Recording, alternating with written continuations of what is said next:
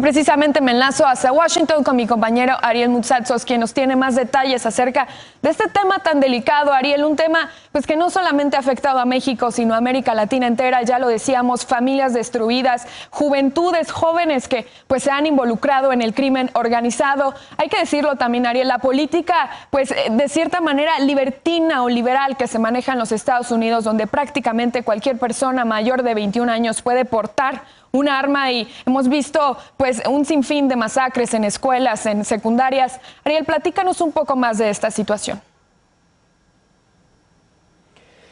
¿Cómo estás? Qué gusto saludarte. Así es, hay una política muy permisiva de armas en la mayoría de los estados de la Unión Americana. En otras es más restrictiva, pero de toda suerte en todos los estados de la Unión Americana, de una o de otra forma, se pueden poseer armas, a veces portar, a veces nada más poseer en casa, armas que son consideradas pues para conflictos, para guerras, y no necesariamente para mantener la seguridad de un hogar, y menos en un país como Estados Unidos.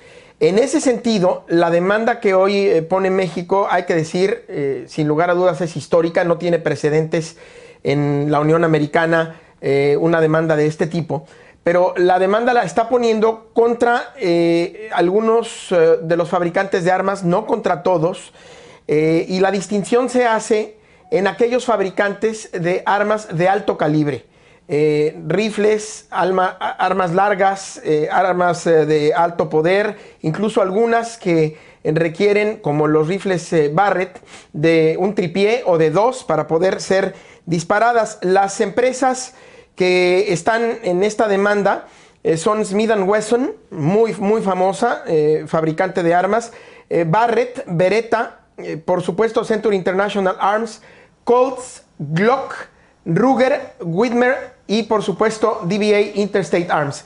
Estas son las empresas contra las cuales el gobierno de México está demandando. En los fragmentos del mensaje que el canciller Ebrard daba y que acabas de poner, ya están ahí los objetivos de México con esta demanda. Pero hay que decir, si me permites dar un poco más de contexto, tuve acceso, en Noticieros Televisa, Foro TV ya tuvieron acceso a la demanda completa, tiene 139 páginas, fue presentada en Massachusetts, en Boston, precisamente porque ahí es donde están asentadas, donde está la sede de estos fabricantes de armas. Y la demanda, te puedo confirmar que ya fue presentada, ya fue recibida por la Corte de Distrito de Massachusetts, y ya le fue asignada pues una sala para ser desahogada. La Suprema Corte de Justicia de los Estados Unidos resolvió en un caso conocido como The Sapphire, que un gobierno extranjero, igual que cualquier otra persona, puede demandar en cortes estadounidenses si tiene una demanda civil contra cualquier persona en los Estados Unidos de América. Por lo tanto, el gobierno de México, y esto está también, lo estoy derivando o se desprende de lo que se dice en la demanda de México contra estos fabricantes de armas, el gobierno de México ha sufrido un daño directo e indirecto ocasionado por las prácticas negligentes de empresas en Estados Unidos.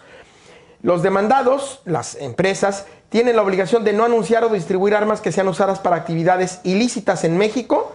Tienen conocimiento pleno de que sus prácticas comerciales generan tráfico ilícito de armas a México.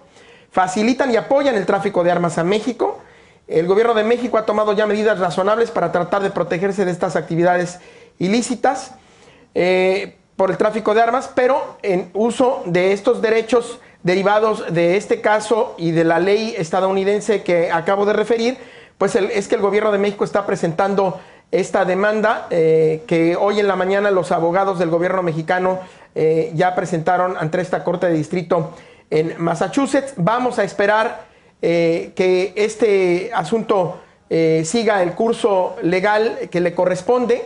Por el momento no tenemos registrada ninguna reacción ni de organizaciones en pro o en contra de la libertad o de la permisividad de las armas en Estados Unidos, ni del gobierno, por supuesto, ni tampoco, quizás más importante, de las demandadas, de las fábricas de armas. No tenemos reacción alguna. Los medios de comunicación, además del Washington Post, ya el New York Times y la cadena ABC están reportando la demanda de México en contra de estos fabricantes de armas y se están sumando más y más medios de comunicación, pero apenas está en ascenso la noticia aquí en Estados Unidos, con lo cual todavía no hay tampoco reacciones de analistas o de comentaristas en medios de comunicación.